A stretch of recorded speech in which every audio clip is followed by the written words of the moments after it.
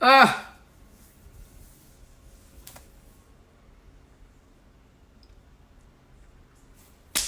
Hello, everybody. I'm so excited that you're here for a very Sherrie conversation. This is really great. You know what? This is so funny because when you do these, this is like a completely new normal, and normally you have like a beautiful set behind you, and it would have my picture and me doing all of that, but I don't. It's my kitchen with some antiseptic wipes behind it. Jeffrey, can you come get Ashley so she won't bark? And I tried to have some prettier stuff, but it's, there's a wig there, there's a wig here. It's just, it is what it is. Just grab, you got to grab both those dogs. So I am, I just got on my computer. My son is doing online schooling, and he has online schooling from 8 in the morning until like 2 o'clock. And I don't have, okay, 3 o'clock. All right. And I don't have access to my computer. So I just got on there, and I'm so excited that Jenny McCarthy and Donnie Wahlberg are coming. Now y'all got to know about Jenny and Donnie. They're going to be on in about 4 minutes. What? Yeah. Oh, you talking to them? Okay. You know, how am I going to do a talk show and I'm talking to my child? So I've known Donnie. I've been a blockhead for Donnie since Donnie was like just got a new Kids on the Block. I have like they won't move for you. Just pull them. Hey, I tried. Jeez Louise, how am I gonna do a very shared conversation? I got my kid in the background. Hey everybody. So I have been loving Donnie Wahlberg since I don't know when. And then Jenny McCarthy and I met, way early on in my early 20s. And we've known each other, and then we did a pilot sitcom together. And I was supposed to be, I think I was like maybe in my 30s, and I was supposed to be playing my 20s. So I lied, and I told, hey everybody, hey Danielle Lorenz, me.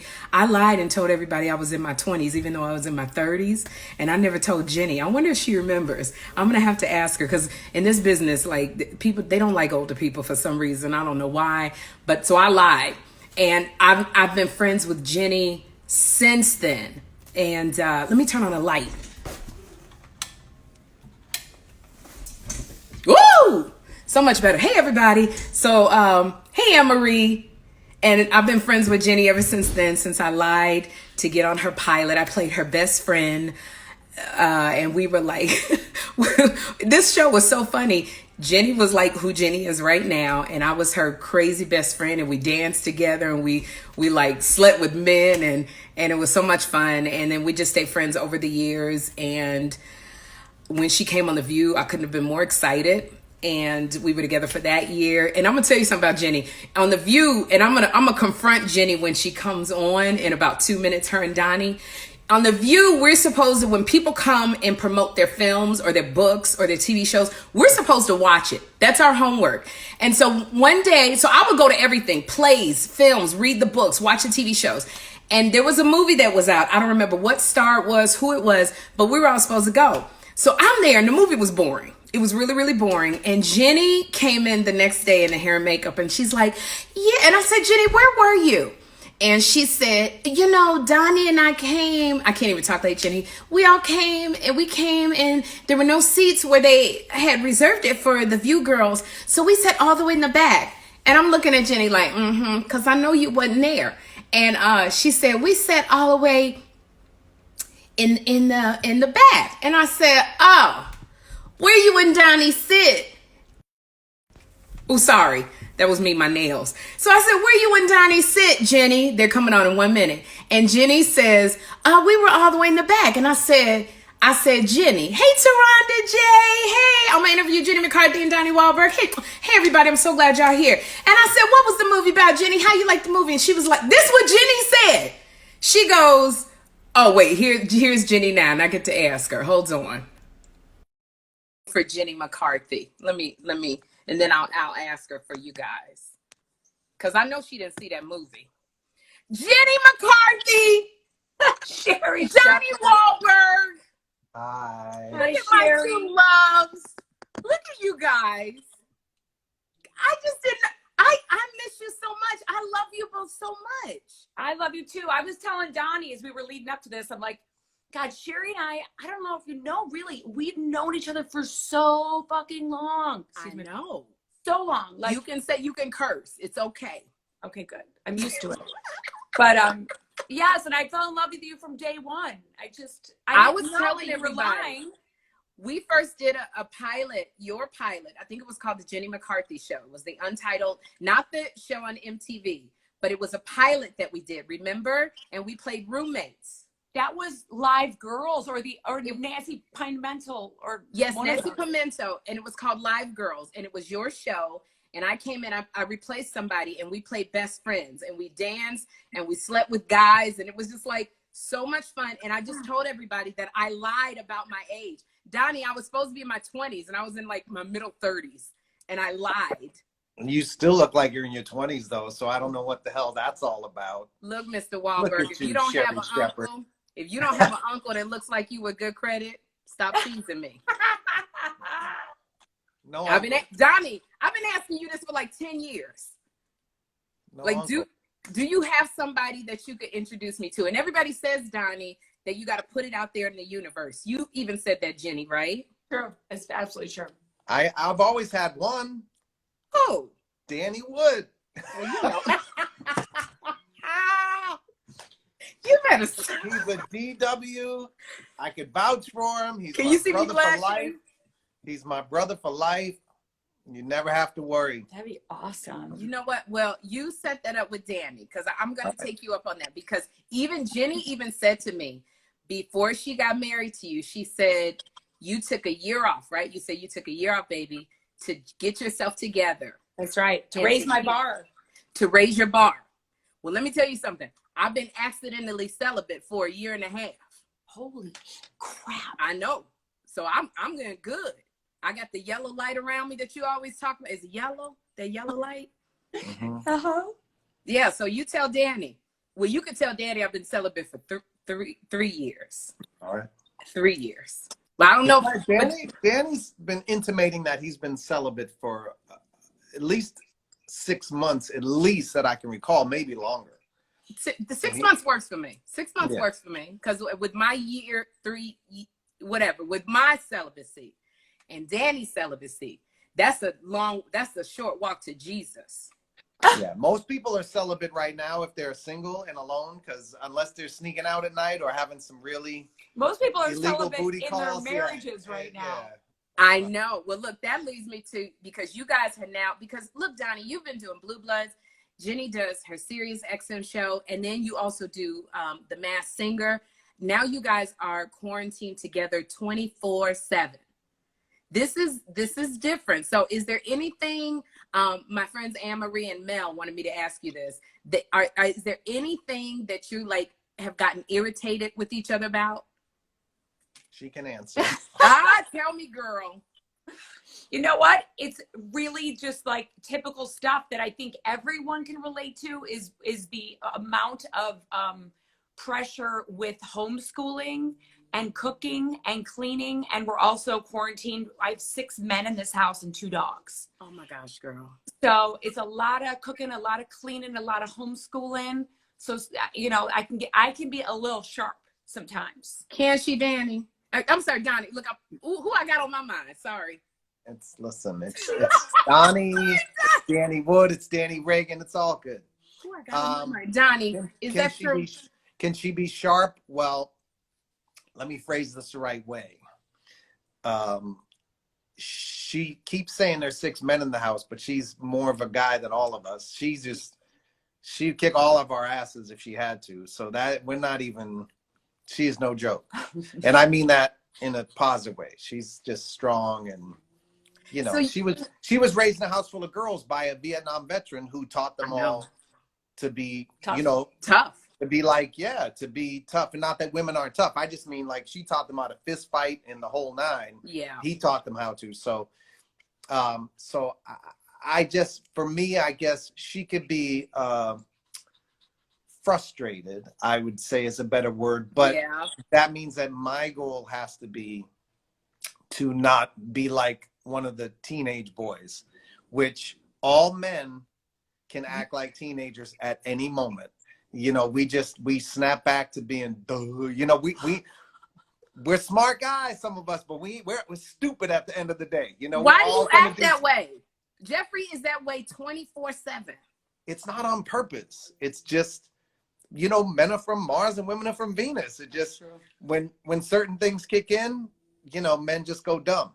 So, Yeah. So I can do a lot of things. You know, I can run a lot of businesses. I can carry a lot of careers, but sometimes when I get home, I'm just going to leave that wet towel where it ain't supposed to be.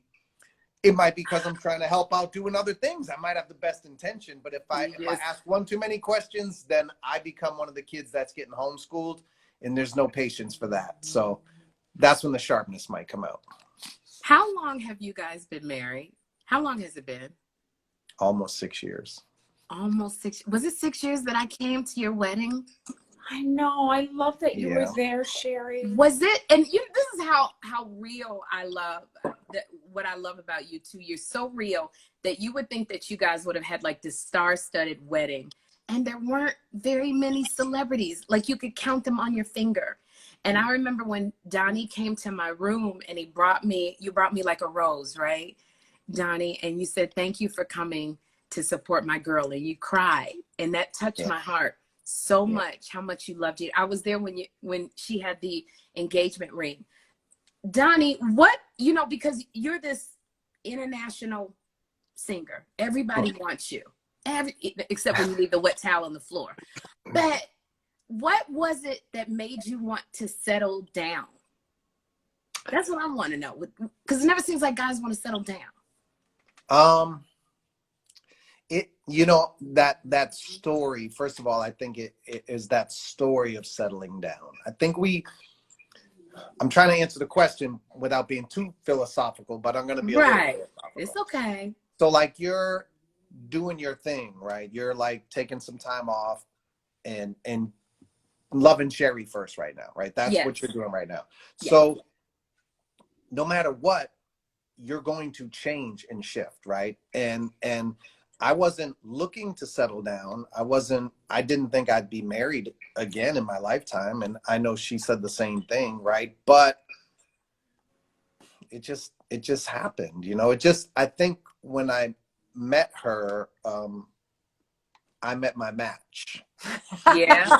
Right. And so that's what happened. I just met my match, and match in terms of compatibility, but in terms of we just were on a similar plane, spiritually, mentally, emotionally, and we needed the things that the challenges we present for each other actually are in alignment. You know, it's not like it's all roses and happy. We're a great couple, don't get me wrong, but we work, and we are yin, we have a yin and yang, right? So the things that, like, even in our childhoods, we both came up, you know, and we're sort of codependent people, and how we react to that, you know, is something we both had to work on. So we've the relationship creates a great challenge for each other, but the challenge is really within each other, and we were both willing to do the work. So the challenge wasn't, I got to break Jenny and make her be the way I want her to be. The challenge is, I got to break me out of all my old habits and, you know, throwing tantrums since I was a little boy, get what I want from whoever I want to get it from. Right. And I have to change me and raise my bar. And in doing so, that invited her to do the same, and vice versa. Right. So, you know, we just had the same intention. Yeah, we had the same intention, and it was like, she's worth it for it, and vice versa. Does that make sense? And it was hot and heavy. It does make sense. Yeah, it was hot and heavy and crazy. Like, her first day on The View, the night before, we was like rolling around in the bed at 4 a.m. Like, you know what I mean? First like day, almost every freaking. Yeah, she told me. It was like, yeah, there was fireworks and all that. Can I say, Donnie, when we were on The View, Jenny and I, and you would go in the dressing room and close the door, I was always like, what the hell? What's going on in that doggone? Never did it there. Never there. We never did it there. Never at The View. Okay. No. Because then Barbara Walters would have had a heart attack way. She'd have been trying to come in. She'd have been like, yeah. What's going on in there, Jenny? That's what it would have been. Jenny, with Donnie, were you looking, before you met Donnie, were you looking to settle down? Did you want to be in a relationship? Not during that year I took off. That year I took off, the reason why I took it is I kept manifesting the same person, like same actor, different movie. And I'm like, what the hell what is going on? So I realized, okay, if I want to raise the bar on the guys I was attracting, I had to start with me. So I just stopped everything and just worked on myself, therapy, books, self-help, you name it. And then about over a year, I kind of felt this, like I was cooked. Yeah. Like the oven went ding, and I went, oh, now it's time for me to learn more about myself, but I need a partner. I'm ready. I feel like I'm ready to learn more about myself and grow with someone. And then I asked God, I said, please let them be cooked too. And I have to put the ingredients in and have to fucking wait. I want to be coming in on an even playing field and for us to hold hands and walk forward together. I don't want someone to clip my wings, because we know guys that, I'm sure you, Sherrie, have realized that guys want to clip your wings, not watch you fly. I need someone that supports me and wants to grow together. And within probably a month of me really knowing I was cooked and what I wanted, that's key too. Yeah. I met Donnie Wahlberg. And you met Donnie. And you knew. What kind of qualities did Donnie have that you said to yourself you wanted? Well, the first time I really got to talk to him was on Andy Cohen's show. And in my head, I thought he was married. So I didn't have any open thing at all going on. And I knew he wasn't married. I told you when Donnie, you told me you was dating Donnie. I was like, what? I had an I Love Donnie t-shirt. Yeah, right. I wasn't schooled because I was just a guest with him. So I was like, oh, I didn't know that much about if he's with someone. So it's not like I was doing homework on him. So after the show, I was like, this guy's a really nice guy. End of that story. As she tapped my ass, saying, you're a nice guy, tapped ass. Did you do you blame? So then about 6 months later, I did my VH1 late night talk show. And they said, Donnie Wahlberg is a guest. And I said, oh, good. Let me do some homework. So I did some homework and said, oh, he's not dating that one. Huh. And then that's it. But then I walked into the studio and I walked past his dressing room and I caught him checking out his butt in the mirror. And I kind of giggled and thought, wow, that's a nice ass. That's the first thing I thought. Trying on my suit. I said, that's a nice ass. And then when he sat down and I started having a conversation with him, he was so smart and he was engaging and handsome and funny. And I was like, oh my God, he's checking all these boxes. What a wonderful human being this is. Like someone that can be smart and funny and tell a great story and intriguing and dynamic. I'm like, this guy has it quality. He makes great TV. So I'm still not there yet. I'd like him, but I'm not there yet. Once we get to the ground, I do these groundbreaking interviews where I lay on the ground and I interview someone with a lollipop. Yeah. It was game on. That's when I knew. That's when I was like, oh, this is the one. Yeah. And when we watch that interview back, you can like watch on YouTube, on the ground, it sounds like the way we talk now to each other. It's like watching, I'm like, it looks like we've already been married for 5-6 years. Yeah, we watched it like a month ago. I'd never watched it. Yeah. I don't know what compelled me to watch it, but we sat there and watched it and it was like, we sound like the way we talk today. Like, it was like we knew, but you guys, I saw the episode and you had so much chemistry. Like I watched it and I was like, wow. We they knew, look like they're together. Right. We knew, like I knew, like I mean, I'm not gonna lie. We did Andy Cohen's show and I thought she was beautiful. And Andy was like, you get to ask her out. I was like, and asking her out. And I didn't know nothing about her. You know, I liked her. I thought she was beautiful. And, you know, she tapped my butt. I was like, okay. But, you know, I just didn't really think nothing. So when I got asked to do her show, like my friends were like, you know, she liked you on Andy Cohen's show. That's why she asked you on the show. I was like, get out of here. But I think we both knew. And sometimes when you know, you know. So people always say, how do you know? You just know. But What happens is after that, if you get red flags right out of the gate, you got to listen to them because you know that too, right? So you know if someone on the first date is like, they say something, you go, ooh, that don't feel right. That's a red flag, right? So when you get red flags and you question those and you ignore them, you end up in a mess a lot of times. Like our gut knows. But there are other situations where it's the opposite, where you know.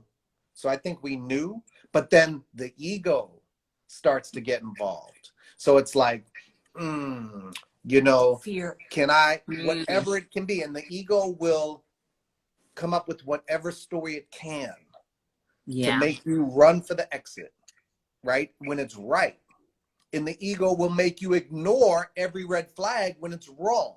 So you got to trust your gut and identify the difference. And that takes a lot of work, and that takes self-work. So when Jenny will always say the problem's never the problem, right? So something would come up and I'd be like, you know, she might say something or do, like, I'll give you a prime example if it's okay. I don't know. Good, please. Yes.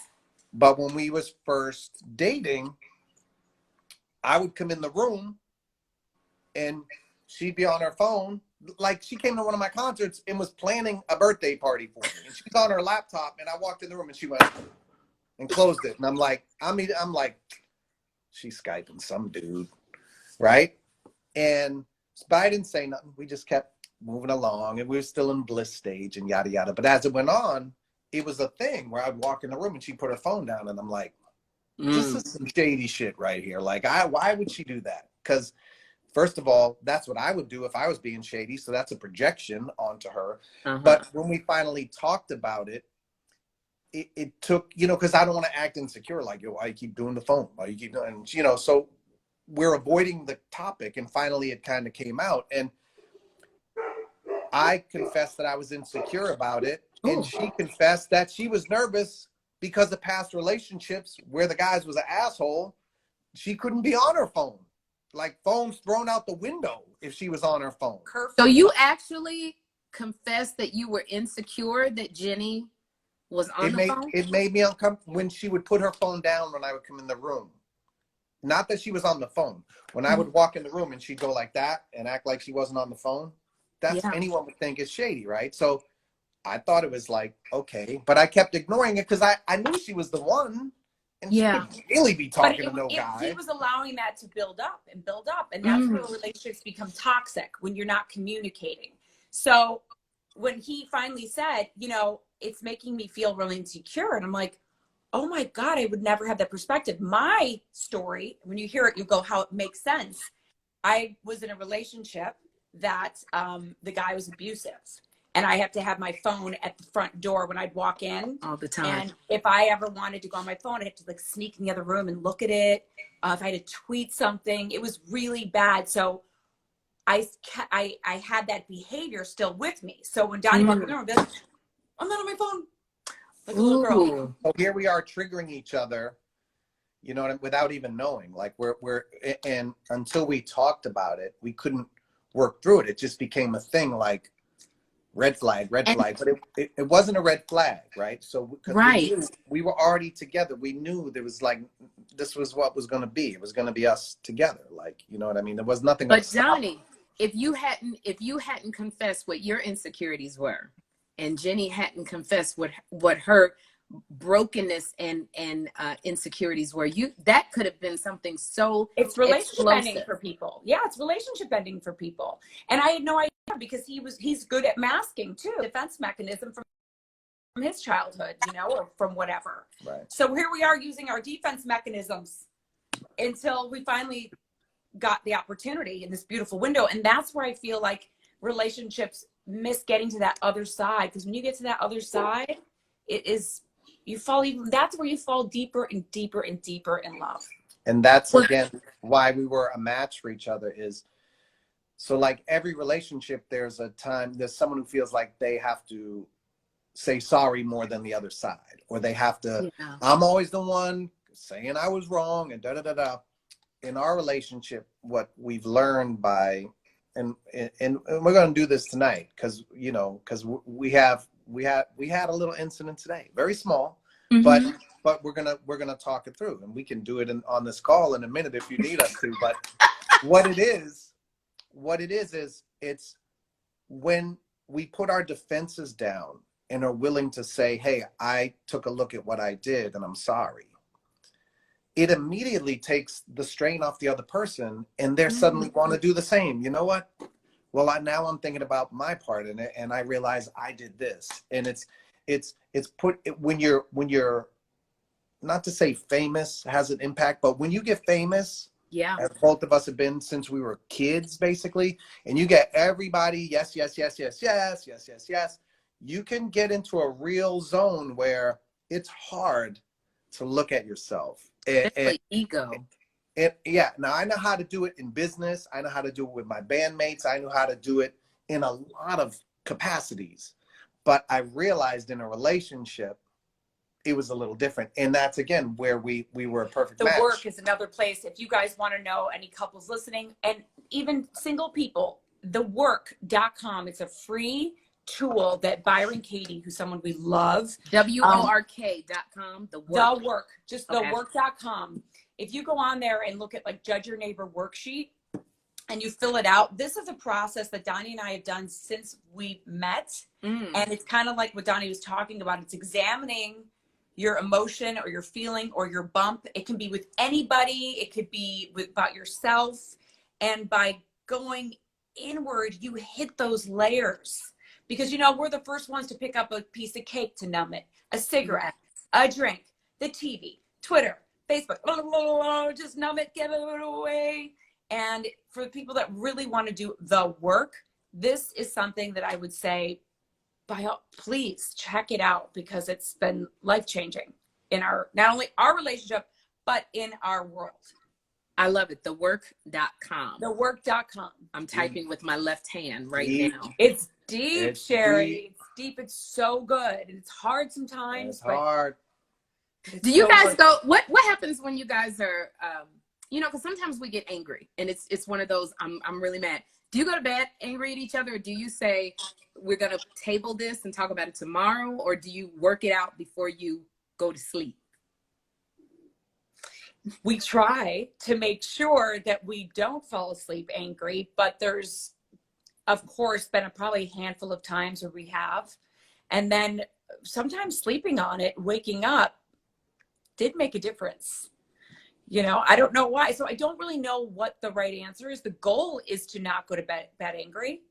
And on the flip side, there's been times where I've woken up and went, shit, I better say sorry. Yeah. I think too, there's a thing like, so we can create these things in a relationship where like, we'll never go to bed angry. That's our agreement. Right. But then what happens the night that you do? Right. Does that mean, because either one of us could be like, we promised, and that's a deal breaker, and yeah, this shit is off. Right. So those, it's a goal to try, but to say, we'll never, right? It's best to probably not go there. But I think we have a commitment to look inside when stuff goes wrong, right? Because so the work, in the work, part of the work is to take your own accountability, right? So, and it's turning around your judgmental thought. So like Jenny puts her phone down. Jenny's being shady. Okay, turn it around. I'm being shady.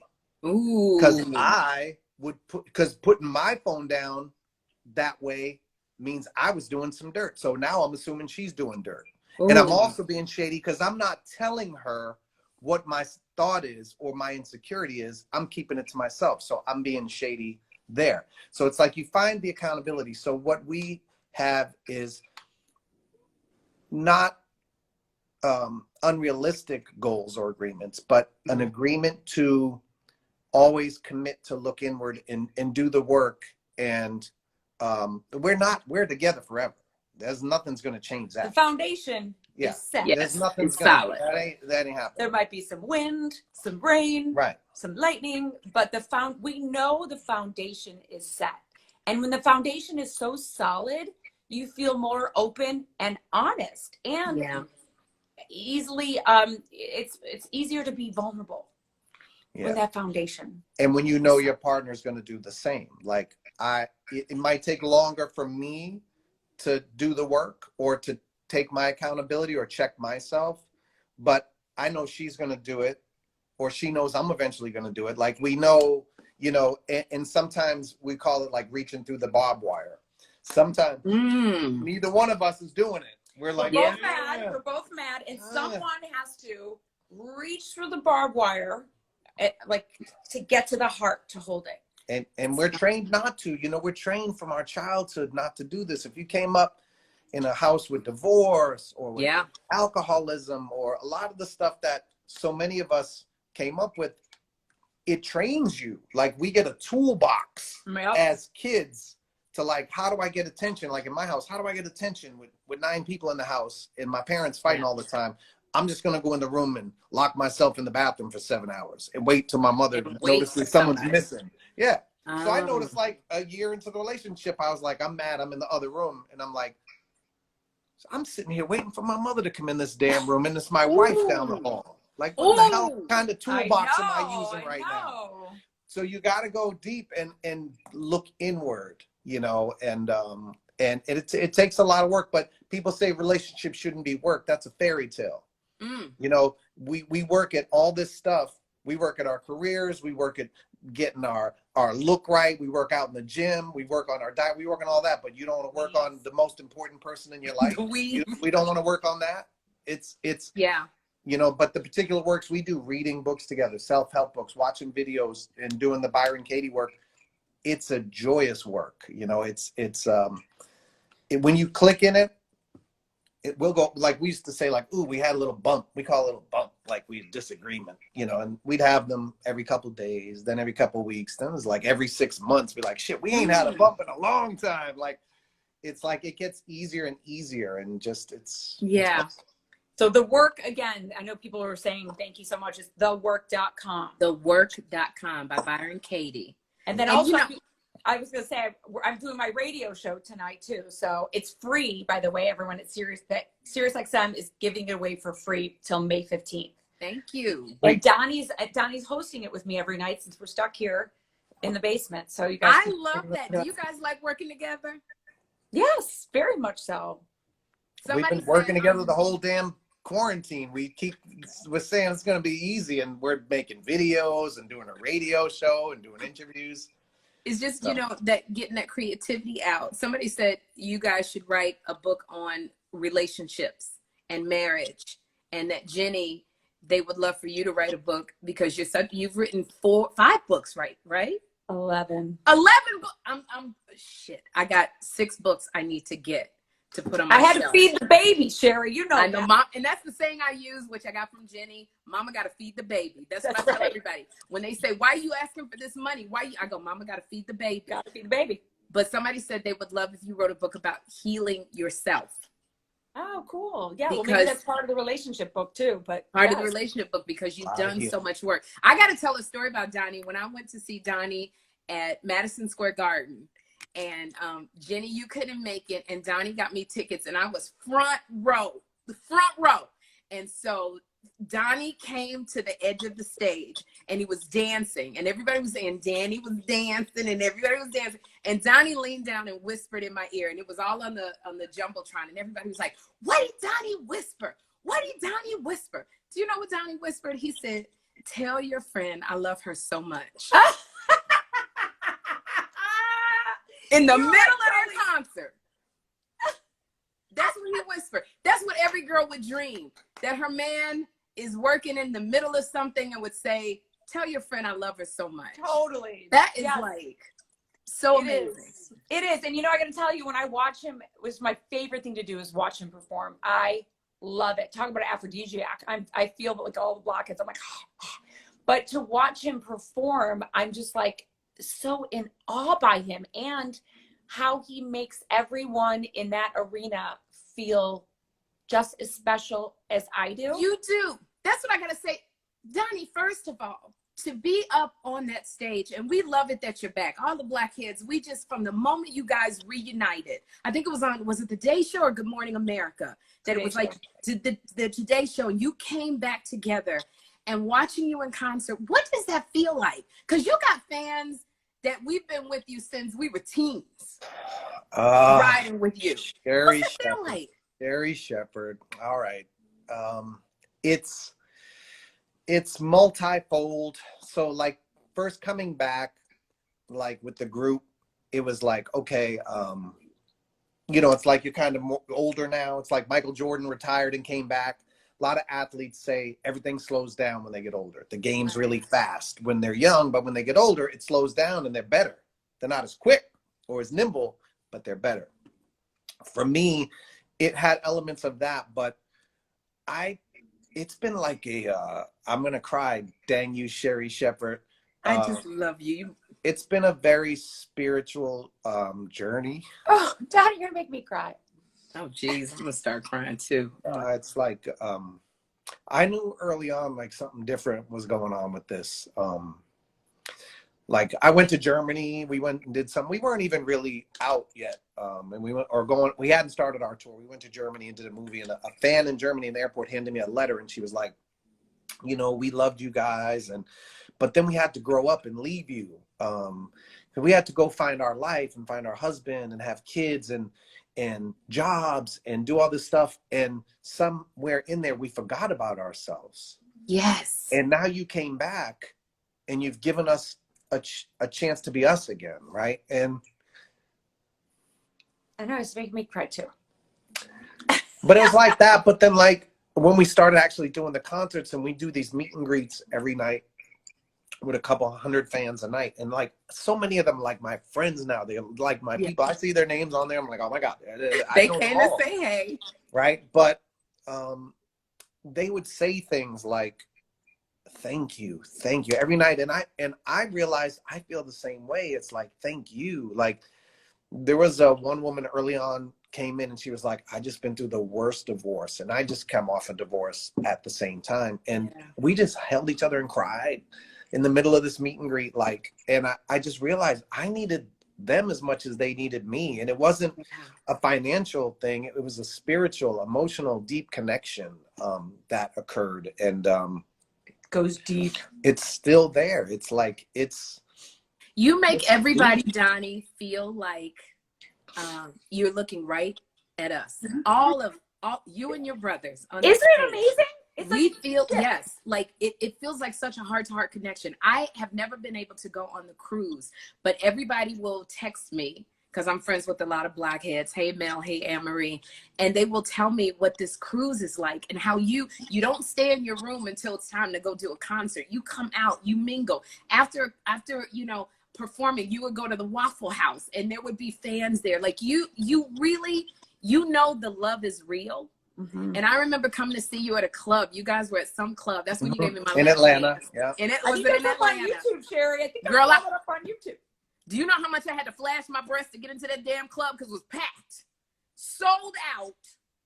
But I didn't even tell them I was there. Somebody saw me and they pulled me out, and Donnie gave me my lap dance. But what I love is that you mingled with everybody. When you hugged somebody, Donnie, you meant it. It wasn't a celebrity hug, I gotta go. It was I love you, and you looked right into a person's eyes. That's what I love about all of you. Right. You care. Yeah. Thank you. And I feel the same about the fans. Like they're there for us. Like, and not just like coming to the concert just to be like spending. They're there. Like they care. Like they love us. And I love them back. I feel the same way. I think about, you know, various things. Like I think about if I was in the audience, what would I want to happen? I would want someone to put their all out there for me. You know, I would want someone to give me everything they got. But even more so, I just see myself in the fans. It's like we're there's such a deep connection. I say we're mirrors. You know, we're like literally.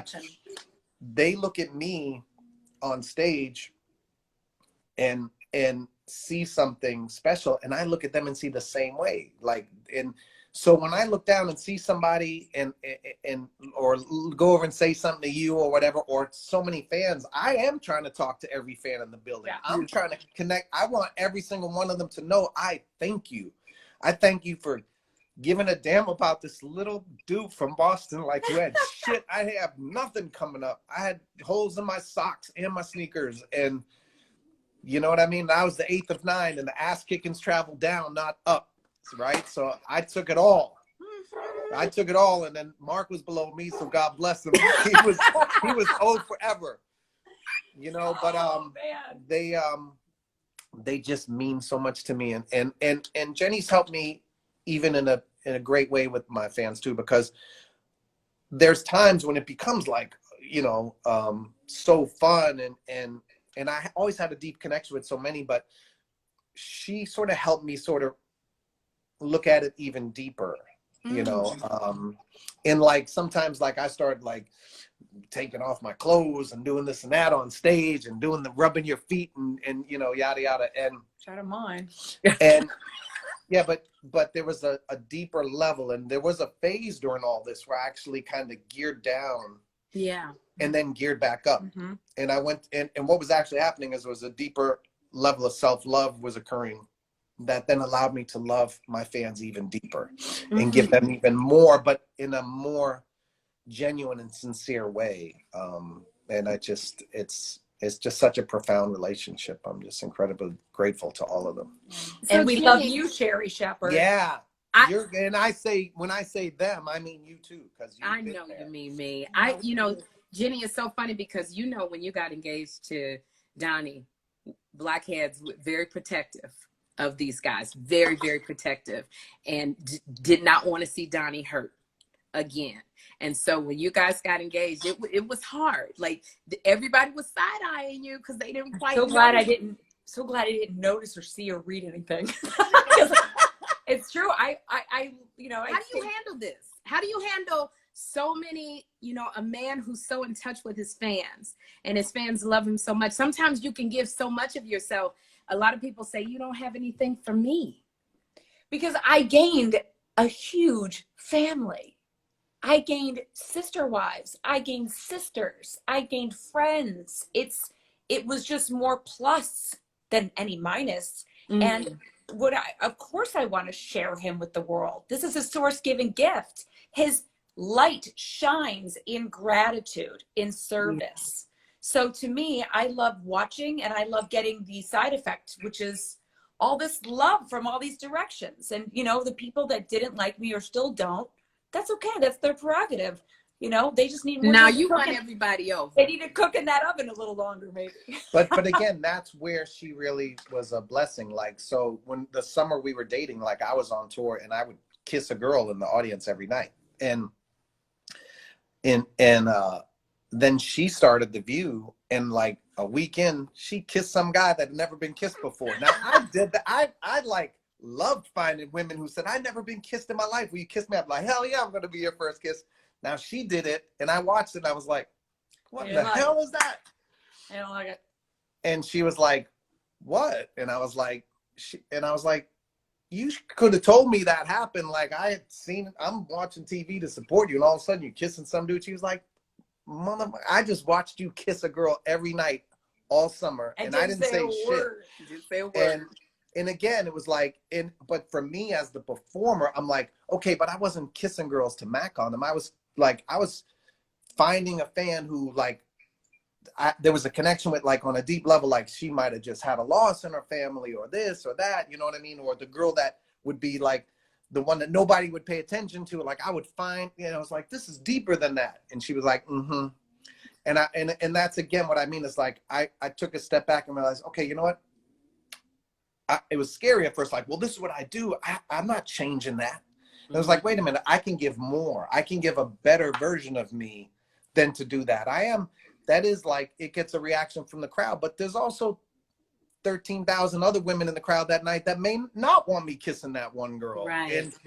It's like, so I just evolved, but at first it's scary because you're like, you know, but if I wanted her to evolve, I had to evolve myself. And we both realized, you know what, when I said, okay, you're right, you know what, you're right. And she said, all right, well, good. Then I don't have to do, she then took a look at herself and said, well, I don't have to do that shit either. Mm-hmm. And you know, and I have Sherrie Shepherd by my side on The View. I can do other stuff with her. I don't have to kiss the guy. I don't have to be the one to volunteer to do that, because it ain't working for either one of us. Look, Jenny, instead of kissing, we got naked on The View. You That remember was that? That was You know fun. what? I wanted to repost that recently because I'm like, this was funny. This was a funny segment. We had a segment called What's Poppin' with Sherrie and Jenny, and we would do pop culture because none of the other ladies were really interested in doing pop culture. You and I, we were like pop culture fanatics.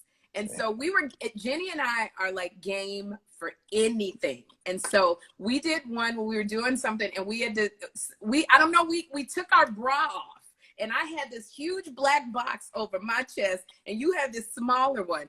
And that's the kind of stuff we did. And we had so much fun. You know what? I had so much fun doing those segments with you, Sherrie. I was like, oh, that was fun. That was good shit. That was good. I know you went through that. The one thing I have to say, you went through a lot on The View because they didn't know what they wanted. They called you in for one thing, then halfway, you know, it changed on you, and you were so game and you were so down. And that's what I appreciated about you. You always smiled. When something was wrong, Jenny would grab my leg underneath the table and squeeze it. And you gave it like such a college try. And that's what I love about you. You will. And I know you so well, so much so, because you know I got to get on this Masked Singer. When I said yes to doing the Masked Singer, I was so scared. I said, Jenny, I told them when they asked me, I said, y'all, Jenny knows me so well. There's really not much I can put over on her. And they were like, no. And I said, I'm telling you, Jenny knows me. She knows everything about me. And so I had to, when they had me be the penguin, that's all I was thinking about. And I made all these videos when I went to New York to promote my other show to you, so that when you would call me, because I knew you would. Yeah, I did. You called me when I was putting the penguin mask on, and I was like, who? And I got the mask. I was like, who? That's Jenny. Y'all, Jenny calling me. And I think I said, I'm in New York. Stop bothering me. You sold it, you little brat. The first time Sherrie walked out on stage, she took 2 steps. I go, that's Sherrie Shepherd. That's Sherrie Shepherd. And so then as the week's going, I'm like, this is Sherrie Shepherd. And they're trying to throw me with the clues. So then like literally a few weeks into, I go, I'm calling her. I'm like, girl, you in LA? And she's like, no, I'm in New York. And then she took a picture of herself on the Today Show and sent it to me. So I bought it. You did. And then you completely went to a white girl. I was sitting there next to Nick Cannon in my penguin mask going, they all think it's a white girl. This is great. I was so mad. I'm like, my soul wants to say it's Sherrie Shepherd. I was so mad. Was mad. I was livid. She was mad that she didn't get it right because she knew from day one. She didn't tell me day one. She didn't mention. Yeah, she didn't mention anything until after you said it wasn't you. And she was like, damn it, I knew this person was Sherrie Shepherd, but it ain't her. I was like, well. I'm like, it's got to be Sherrie Shepherd. It's her. It's like, there's no one else in the world except this is Sherrie Shepherd. Literally, as I was standing next to Nick Cannon, because I couldn't see anything. I didn't know, Donnie, when you did something like the Masked Singer, you have to know how to sing. Like, you sang great, Sherrie. No, I karaoke well. Like, I look at Donnie and the guys, and you guys do all this choreography and you sing. Like, you got to breathe. That is what, like, Jenny, they took away all my choreography. I was supposed to do a Lizzo song, and I got to, I'm a bat, and I was like, I'm going to pass out. They took the Lizzo song away from me because I couldn't breathe and dance at the same time. Donnie, I bow down to you in being able to do that. I don't know. It might be hard. What you did might be harder. You were awesome, We talked to Wayne Brady about it, and he won. And he was like, I was, the costume was squeezing my chest. I couldn't breathe. And they're introducing me, and I'm having a panic attack. And the mask was sideways, and I couldn't see. Yeah. I mean, it's so much.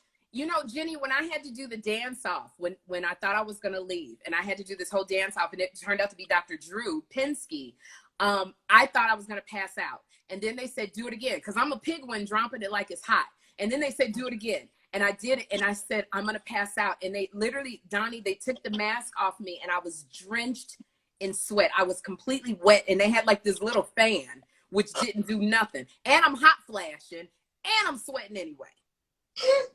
It was like, I You went for a slayed, walk. though. You did so good. I went for a walk the other day with one of the little, medical masks that we have to wear.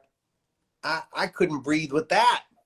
And I don't have any short. I'm not sick or anything, but I mean, I could never do what you guys do with those costumes. Yeah, you killed it, Sherrie. I was so What? proud of you. I know, I could tell as soon as I took my mask off and I saw your face.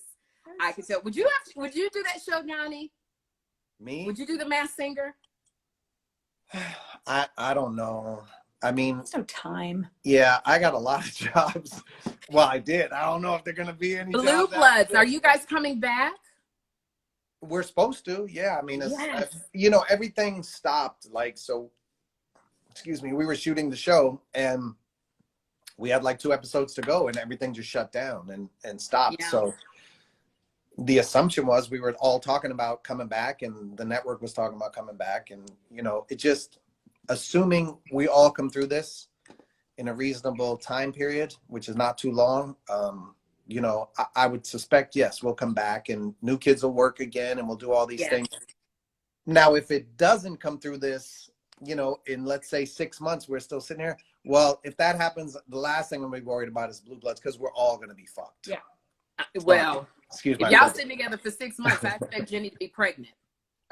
Yeah, well, we've been listening to Club Quarantine After Dark with D Nice. Oh my God, it's been so fun. I know, so have I. There's been a few efforts made. Let's just say that. That's true. We've been. That's what I buckled want to back. ask you. Jenny, I got to ask you this, being married. Now I'm going to let you guys go, but this is a question. I know. when I you hear get the married- kids roaming around for food upstairs. I Go know, ahead. because it's time for you guys to eat. When you're married for a long time, sometimes that's the first thing that goes, the physical intimacy. And, as wives, as mothers, we have so much to do. You got Evan and trying to figure out what to do with him. You got other things you have to attend to. And the physical intimacy, because men think about sex a lot more than we do because we have so much stuff. How do you keep that part of your marriage? Well, it helps. It helps being physically attracted to him. Yes, it does. It really does. Like, I think everything he does is kind of hot and sexy. Like, he'll be walking around with pajamas. I'll be like, you're hot.